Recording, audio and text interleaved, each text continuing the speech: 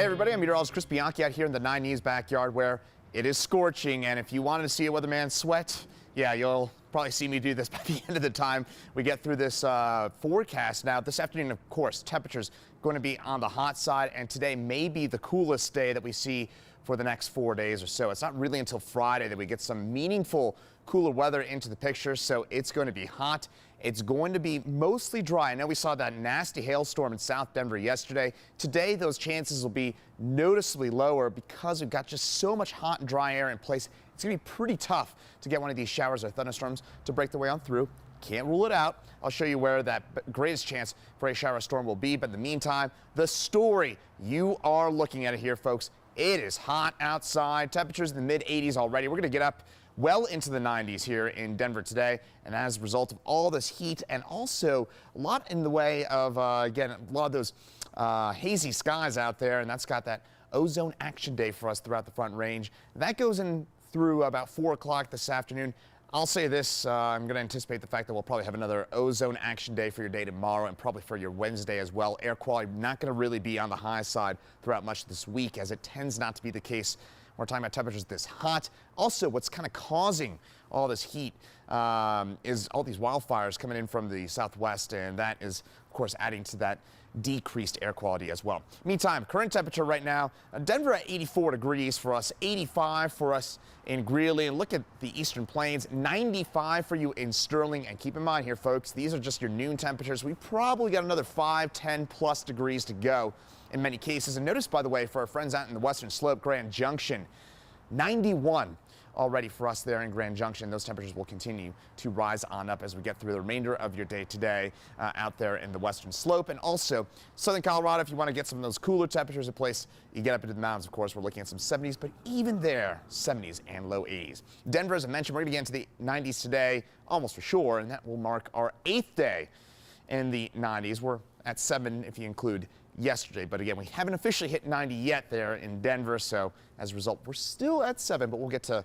8 today, 9 tomorrow, 10 on Wednesday. We'll get into that forecast here in just a second. Forecast highs for today. Look at that for you in Denver. 98. It is just scorching for us. Eastern Plains, mid to upper 90s, pretty much uniform. You get into the mountains, and we're looking at more 70s, maybe some 80s popping on up here and there. Grand Junction, 103. Your hottest temperature ever recorded in Grand Junction, 106. So we are kind of teetering there on record levels, and we're talking about all-time record levels for us in Grand Junction. And I do think that you'll probably get to that all-time record high later on this week. Now, as I mentioned, there is that chance for a few showers and thunderstorms.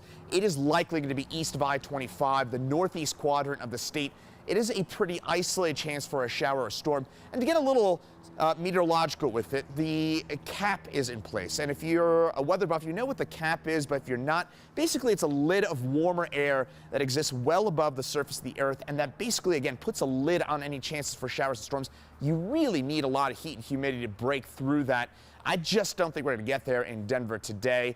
We had that kind of a similar setup yesterday, but today we're even hotter, we're even drier than we were yesterday. So I think for our friends here in the Mile High City, we're going to be likely looking at that lower chance for a shower or storm this afternoon and through this evening. Satellite and radar, we're talking about basically nothing at this point. The forecast, watch northeast Colorado. That's where we're going to get just enough heat and humidity probably to break through that cap that I was mentioning about earlier, and that will lead to a stronger shower or storm potentially for us in the far northeast corner. Sterling, Holyoke, I-76, our friends up there, I think we're going to be looking at that chance for a shower storm up that way. As I mentioned, Denver, I do think that those chances are going to be pretty low for us. I would say 10, maybe 20% shot that we get a storm. And I think if we do get a storm, it would be east of the airport, kind of Bennett, Strasburg, east on 70, out by Lyman. I think that's where we're going to be looking at that greatest chance for a shower or storm today. Tomorrow, we're going to even reduce those chances even further for us throughout the Front Range and throughout eastern Colorado. So again, we're going to stay on the dry side,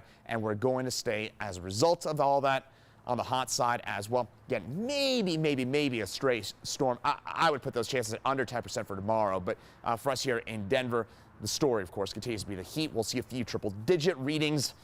Yeah, pop on up for us here in and around the metro area. Downtown and at the airport, 98, 99. Wouldn't rule out that we get up to 100, maybe even 101. And we're kind of overperforming on those temperatures a little bit, like at Fort Morgan, 100 as well. And if you think tomorrow is hot, Look at that for you on your Wednesday. 100 degrees for us. We'll get to that triple-digit mark, we think, at least on Wednesday. We have another chance potentially here on your Thursday. We will start to cool back down, but you know it's a hot week when we're starting to cool back down, and it's going to be 98.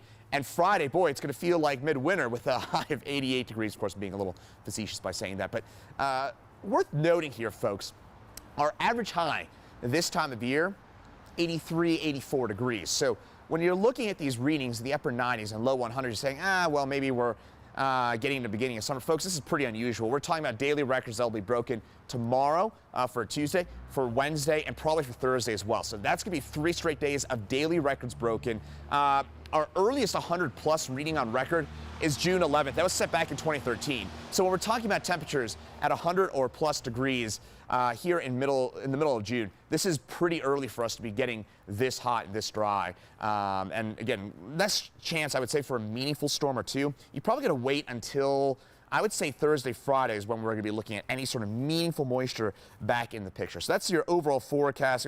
Take a look here, see if you've got any sort of comments.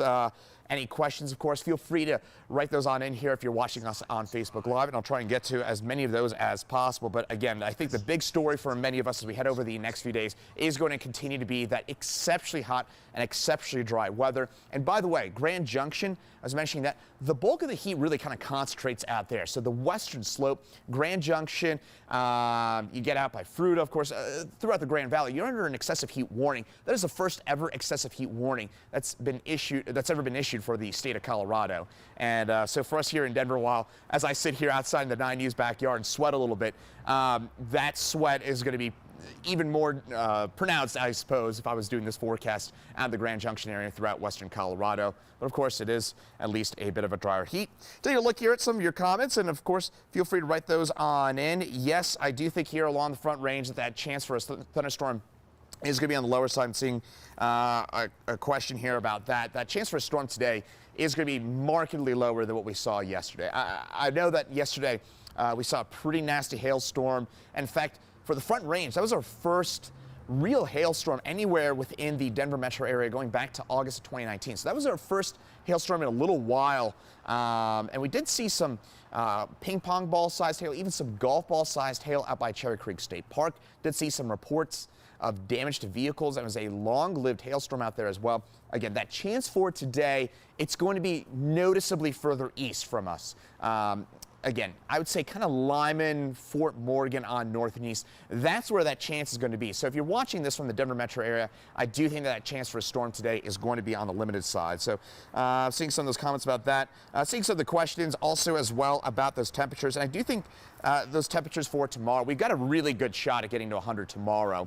The real question will be if we have some of that storminess out in eastern Colorado, do we get some of that kind of outflow, some of those wetter winds into the front range that could put a little morning cloud cover in place? I don't think we'll have that, but that would be a potential limiting factor.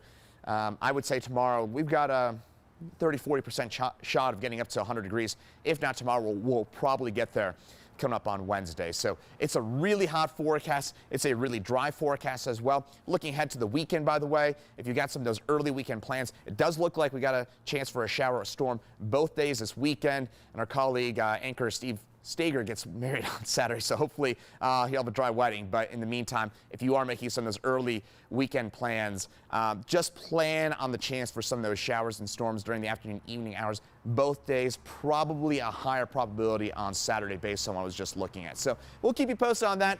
Thanks for joining us here in the 9 News backyard. Hopefully I haven't sweated that much. In fact, I'm pretty surprised that through the last 10-15 minutes, I feel like I haven't sweated that much, but I'm sure I'll walk back inside and be covered in sweat. Meantime, thanks for joining us here, and we'll see you, by the way, Chief Meteorologist Kathy Sabin will have your forecast coming up at 4, 5, 6, and also, of course, later on tonight. But for now, so long.